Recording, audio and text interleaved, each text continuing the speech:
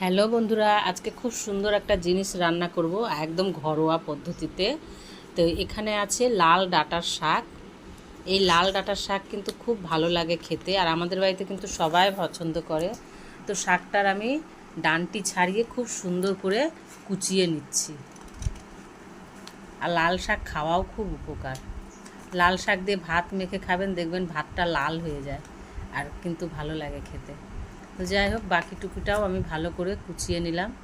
তো খুব বেশি কুচোতে পারিনি ভালো, তো যাই হোক যতটা পেরেছি কুচিয়ে নিয়েছি। এবার কিন্তু শাকটা আমি ভালো করে ধুয়ে নেব। আর এখানে কেটে রেখেছি আমি রসুন 8 থেকে 10 কোয়া, 4টা কাঁচা লঙ্কা আর 2টো বেগুন।